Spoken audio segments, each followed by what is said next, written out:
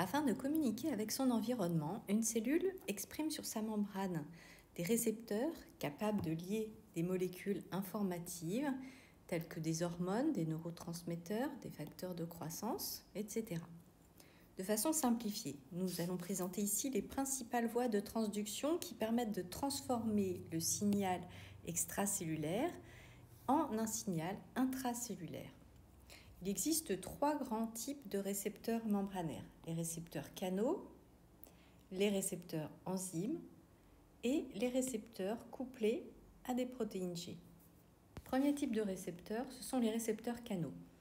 La molécule du milieu extérieur, du milieu extracellulaire, vient se fixer sur son récepteur. Cela provoque un changement de conformation du récepteur et le canal s'ouvre. Les ions peuvent alors rentrer ou sortir de la cellule. Par exemple, si on prend l'exemple du récepteur nicotinique de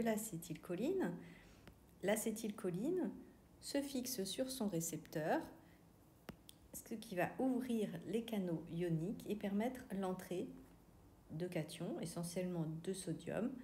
L'entrée de sodium va dépolariser la membrane de la cellule. C'est ce qui se passe, par exemple, au niveau d'une jonction neuromusculaire. Deuxième type de récepteur, les récepteurs enzymes.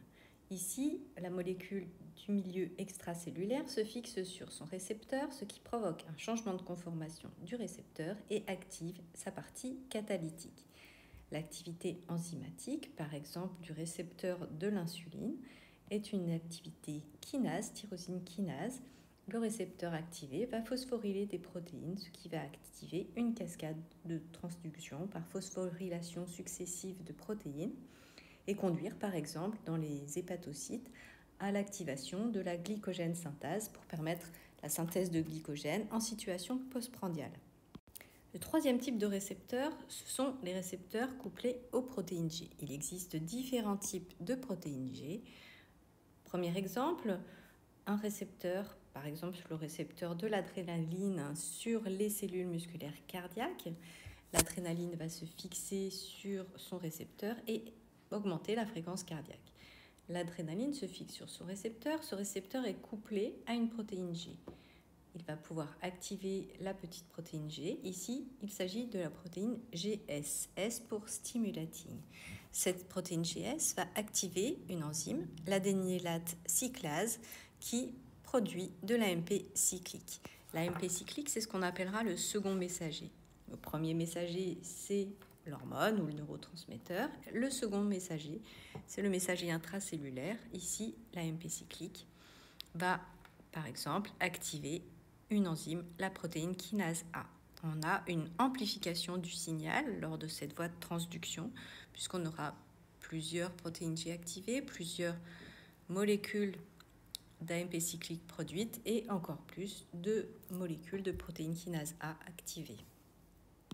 Deuxième type de récepteurs couplés à des protéines G, les récepteurs couplés à la protéine GI. Par exemple, l'acétylcholine se fixe sur ses récepteurs M2 sur les cardiomyocytes et conduit à une diminution, cette fois, de l'activité cardiaque, de la fréquence cardiaque. La molécule extracellulaire se fixe sur son récepteur, ce qui active le récepteur et lui permet de lier et d'activer une protéine G. Ici, il s'agit de GI, I pour inhibiting. Cette petite protéine G va inhiber l'adénylate cyclase, contrairement à la protéine GS. L'adénylate cyclase étant inhibée, il y aura peu de production d'AMP cyclique et peu d'activation de la protéine kinase A. Et enfin, dernier type de récepteurs couplés à une protéine G, les récepteurs couplés à la protéine GQ. Cette fois, la petite protéine GQ va activer la phospholipase C, qui est une enzyme qui va cliver un phospholipide de la membrane, le PIP2, phosphatidylinositol biphosphate. Elle va le cliver en IP3, inositol triphosphate, et diacylglycérol. On a ici deux seconds messagers, IP3 et le DAG. IP3 va venir se fixer sur ces récepteurs qui sont situés sur la membrane du réticulum endoplasmique lisse.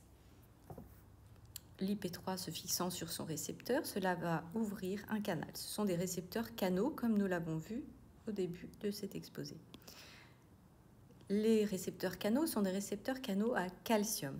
Le réticulum stocke le calcium et lors de l'ouverture de ces canaux, le calcium pourra passer dans le cytoplasme et par exemple conduire à l'exocytose de vésicule. C'est ce qui se passe dans les cellules gustatives qui sont sensibles au sucre, par exemple. Elles possèdent des récepteurs T2R, ici, sur lesquels va se fixer le sucre, et il va s'en suivre une exocytose d'un neurotransmetteur pour transmettre cette information au système nerveux.